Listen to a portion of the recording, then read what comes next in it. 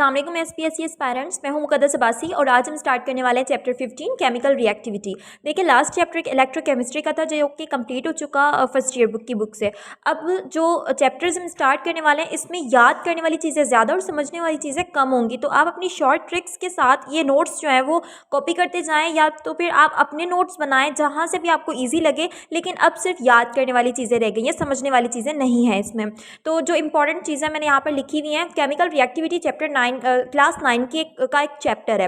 अब उसमें मेटल और उनकी रिएक्टिविटी के अबाउट दिया हुआ है। देखिए रिएक्टिविटी का मतलब होता है कि एक प्रॉपर्टी जिसके थ्रू कोई सब्सटेंस जो होता है वो केमिकल रिएक्शन करता है, उस प्रॉपर्टी को हम कहते हैं केमिकल रिएक्टिविटी। इसमें मेटल्स एंड नॉन मेटल्स के बीच में डिफरेंस भी गिवन है। तो मेटल्स जो है लूज करते हैं इलेक्ट्रॉन, गुड कंडक्टर्स होते हैं, डक्टाइल होते हैं यानी इनसे वायर्स बन सकती हैं, लस्ट्रस होते हैं यानी इनको अगर हम कट करें तो इनकी जो लेयर होगी वो लस्ट्रस होगी, चमकदार होगी, स्ट्रॉन्ग होते हैं, मैलिएबल होते हैं यानी इनसे शीट्स बन सकती हैं, सोनोरस होते हैं यानी साउंड प्रोड्यूस करते हैं। ऑक्साइड्स जब मेटल के बनते हैं वो बेसिक नेचर के होते हैं, रिएक्टिव होते हैं ये मेटल्स और ये एग्जिस्ट नहीं करते फ्रीली इन नेचर। ये मेटल के कैरेक्टर है। अब इसके ऑपोजिट कोई कैरेक्टर होगा तो वो नॉन मेटल का होगा। यहाँ पर कुछ लिस्ट गिवन है मोस्ट अबंडेंट एलिमेंट्स की, ये याद कर ले कि एयर में सबसे ज़्यादा अबंडेंट एलिमेंट नाइट्रोजन है, उसके बाद ऑक्सीजन, देन आर्गन। तो ये याद करने वाली चीज़ें याद कर लें। और मेटल्स जो होते हैं first A group alkali metal, ये भी मेटल्स होते हैं, सेकेंड ए ग्रुप भी मेटल्स हैं और जितने भी ट्रांजिशन मेटल्स हैं ये भी मेटल्स होते हैं। बाकी रही बात पी ब्लॉक की, तो पी ब्लॉक में कुछ एलिमेंट्स जो हैं वो मेटल्स हैं, बाकी तकरीबन नॉन मेटल एंड मेटलॉइड्स मौजूद हैं।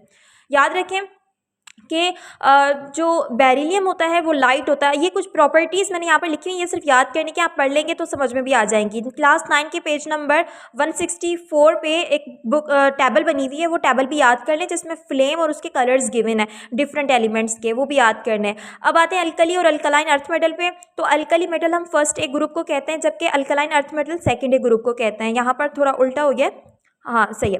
अल्कली मेटल जो है वो हम फर्स्ट ए ग्रुप को कहेंगे और अल्कलाइन अर्थ मेटल हम सेकेंड ए ग्रुप को कहेंगे। ये जो अल्कली मेटल्स होते हैं ये इनसे ज़्यादा रिएक्टिव होते हैं क्योंकि इनकी आयोनाइजेशन एनर्जी जो होती है वो लो होती है। मोनोवेलेंट केटायन बनाते हैं यानी ये एक ही इलेक्ट्रॉन लूज करेंगे, जबकि alkaline earth metal divalent cation बनाएंगे। और उसके बाद जो कुछ इंपॉर्टेंट कैरेक्टर्स मैंने यहाँ पर लिखे हुए हैं, इनके जो मेटल ऑक्साइड्स होंगे hydroxide and oxide basic nature के होंगे और इनके थोड़े से लेस बेसिक होंगे।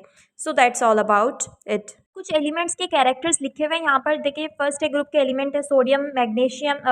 सोडियम जो है फर्स्ट ए ग्रुप का है, magnesium and calcium second A group के एलिमेंट्स हैं। तो इनके कुछ कैरेक्टर्स हैं, ये समझने वाली चीज़ें नहीं है, ये याद करने वाली हैं। तो आप इसके यूजेस वगैरह को देख लीजिएगा और बस ये याद कर लें यहाँ से, ठीक, स्क्रीनशॉट ले लें यहाँ से आप।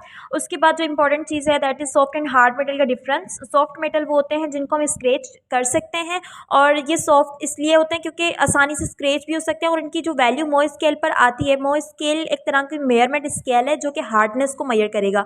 तो अल्कली मेटल के मोह स्केल पर जो वैल्यू आती है वो बिल्कुल स्मॉलर आती है।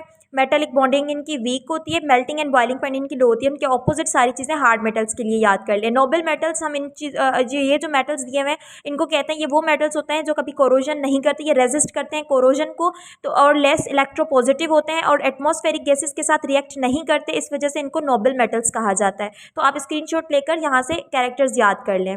और ये कुछ नोबल मेटल्स के कैरेक्टर्स लिखे हुए मैंने यहाँ पर, ये इंपॉर्टेंट कैरेक्टर्स ही लिखे हुए हैं। यहाँ पर फजूल कैरेक्टर्स जो थे उनको स्किप कर दिया है, जो रिपीट हो सकते हैं या जिनके एमसीक्यूज बन सकते हैं वही लिखे गए हैं। मेल्टिंग पॉइंट, बॉइलिंग पॉइंट्स वगैरह इनको देख लीजिएगा। नॉन मेटल के कैरेक्टर्स भी हम पीछे पढ़कर आए थे, मेटल के उनके ऑपोजिट नॉन मेटल के कैरेक्टर्स होंगे। तो ये बस याद करने के लिए आप इनके स्क्रीनशॉट ले लें और याद कर लें।